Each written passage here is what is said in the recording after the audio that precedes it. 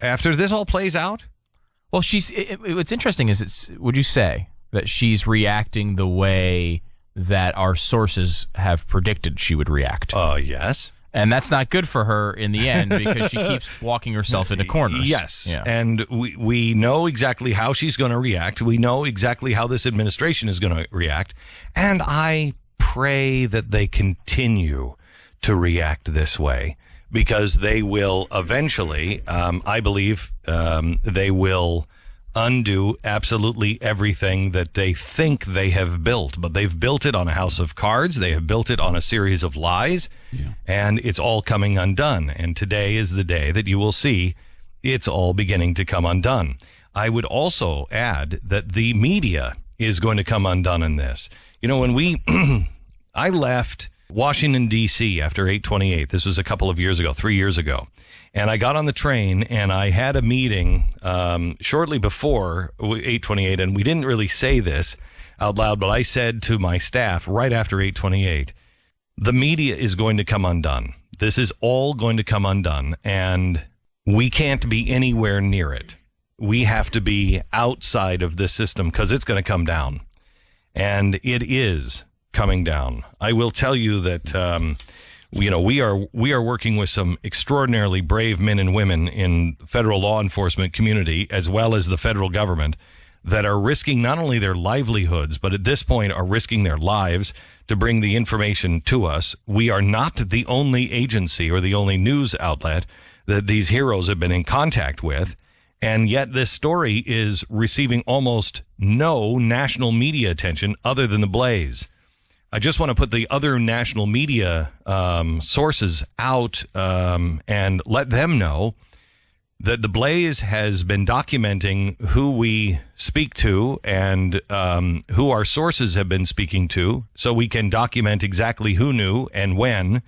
We have been told by several of our sources that news reporters and writers from at least two, and this is disappointing, at least two major news organizations have actually been digging into the same information that we have provided, and they have filed stories for air only to have their respective managers kill the stories for no apparent reason. Trust me when I say the reporters that I'm talking about are no slouches. They are some of the most knowledgeable and respected journalists in mainstream media today, and it begs the question, as we get to the end of this story, it begs the question when we release who knew, when, and what they did, and we'd have to ask, why was that spiked? Why did those media organizations decide to not run it?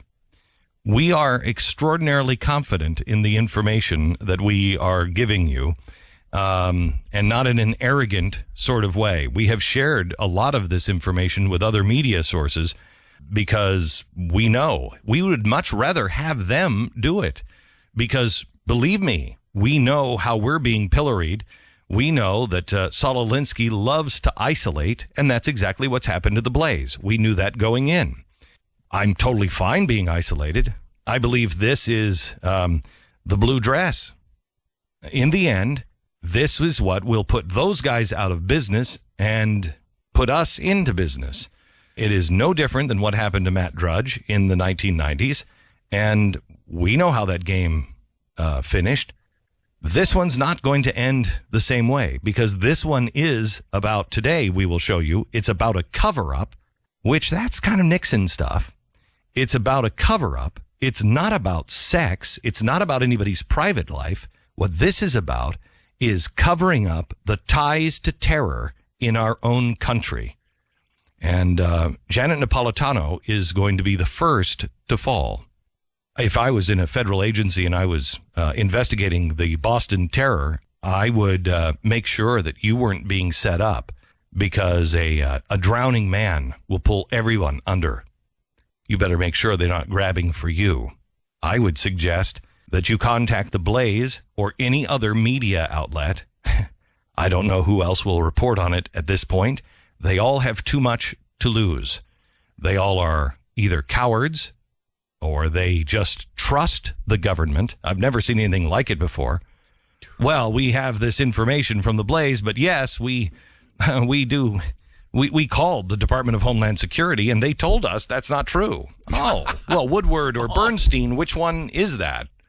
We heard there was a break-in, but we called the White House, and Nixon said no.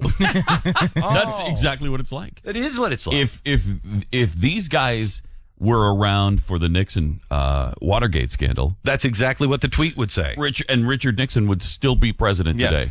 He'd still be president. Probably not today, Pat. because because constitutional limitation. He death. wouldn't have been caught. He would not have been caught. There's the and he death would have thing. continued to be president. The dead. He's dead. He may not have died without the passed scandal. away. I think it made him sicker than he. Okay, all right, we get it.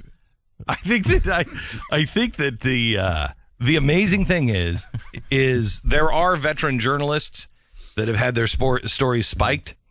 There have been stories that have been placed and then pulled for no apparent reason.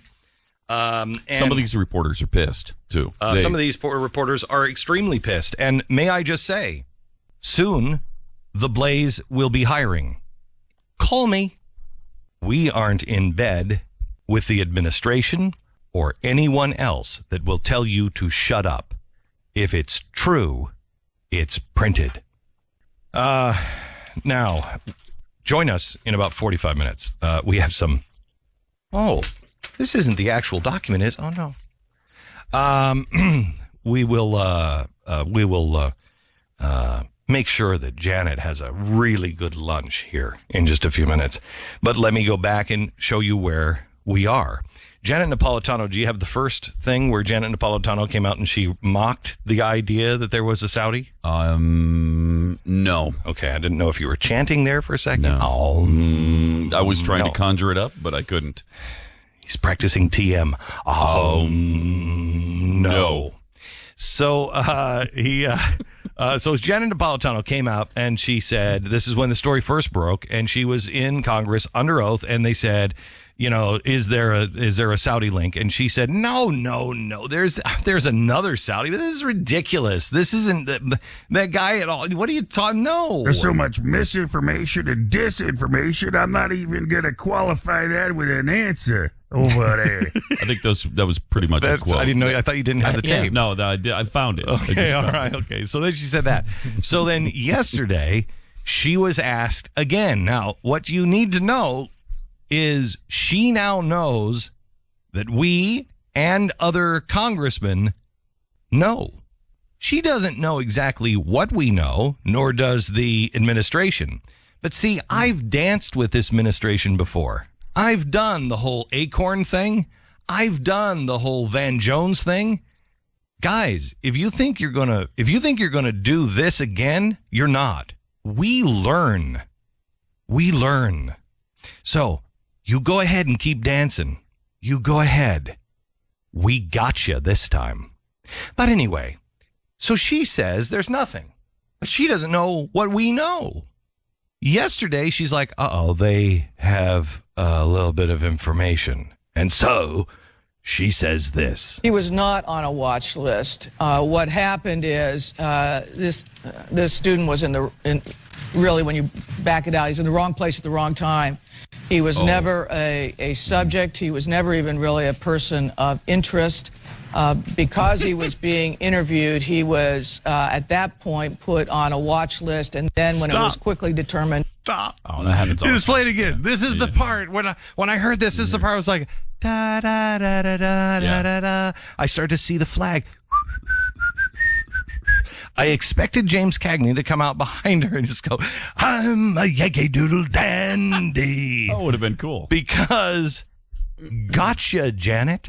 Gotcha. Now she's thinking they're not going to follow up on any of this because they don't have anything. So they say I'm not on a watch. Okay, so we're mincing words. This is a guy who was in the wrong place. Oh, Janet, make sure you're listening in about 42 minutes. Make sure you're listening. So let's go over this again. What did she just say? He was not on a watch list. Stop. Stop. I am not on a watch list. He was not. Listen to this. She was under oath, by the way. He was not on a watch list. Stu, just remember that. Bring that up. Okay. If that comes to mind again, he was not on a watch list, right? Go ahead. Happened is this student was really, when you back it out, he's in the wrong place at the wrong time. All right, stop. We He was back not, it out. He's not on a watch list. He was just a student. Wrong time over there. Wrong place. Well, I would say that everybody around this guy was in the wrong place at the wrong time. He was one of the lucky ones. Others lost their legs and limbs. Mm-hmm. This Saudi, yeah, he was in the wrong place at the wrong time, wasn't he? What are the odds of this? But no one else appeared on this watch list, which is odd. It's like their defense seems to be, we're just racist against Arabs. That's all. We just throw any Arabs we can possibly find Thank on you. watch lists around incidents. Thank you. That's their defense in this incident. There was no one else that got on the watch list. They were just this guy, this student, this poor innocent student. And by the way, have I told you, he's one of them Arabs. Why'd you put him on a watch list? That is the defense, because It is. need we remind you, the two guys they actually caught doing it are white. Are white. Why would Not they? one of them Arabs? Nope. No, Janet. we got to get him off the watch list then. Why would you put a guy... Did you do this to any other person that was in the hospital? Did you put anyone else on the watch list? Or are you just racist?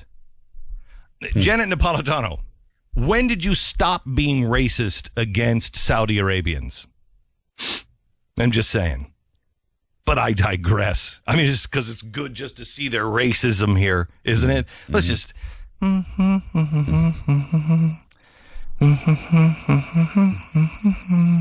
Okay, I just gave you a little time to enjoy Janet Napolitano's racism. Go ahead. He was never a subject. He was never even really a person of interest. Stop for just a second. Never What she's really saying a here person of is, interest. I am telling you, we are racist. He was never a person of interest. There was never even reason to suspect him. I just saw Arab and thought he can't get near a plane. This is fantastic, Janet. Go ahead. Because he was being interviewed, he was at that point put on a watch list. Stop just a second. So, Everybody who's interviewed is put on a watch list? Is Right. that what we're supposed to believe here? and may I say this? Wow. He's being interviewed. What, for ABC television? yeah. Was he being interviewed job? for what? What was he being interviewed? A job interview. That would have been good. But he hadn't finished his schooling. In fact, he hadn't even shown up. So maybe that's where I went wrong. He was being interviewed. He's not even a person of interest. Think of that phrase. Stu, you're not even a person of interest. Makes me feel sad about Why would I even talk to you if you're not a person of interest? Now, see if this makes sense. Hey, Pat, I had this guy over here. He's not even a person of interest. Right. Go interview him. Okay. That doesn't About make any what? sense. About what? About what? Well, in theory, he could be. You would want to interview him about what he saw. But But you again, don't put someone who's a on the witness on the watch list. You don't say, let's put them on the watch list. And by the way, they didn't put him on the watch list. They opened a 2123B event file on him. They designated him a terrorist. It is different than the no-fly list. They designated him a 2123B. That is a terrorist. And, wait until you see... Do I happen to have the document? I doubt it. Do I happen to have the documents in my hand? Because You should check your hands because you have them right there in front of you. You I'm probably checking my hands. I don't. you can't tell. What are you talking It's about? too far from your eyes. Oh man. Well, there's even more feasting going on in just a minute. We haven't even finished, little Janet's a little poetry session that she might remember for many, many years. Maybe, I don't know, 10 to 20? Coming up in just a minute.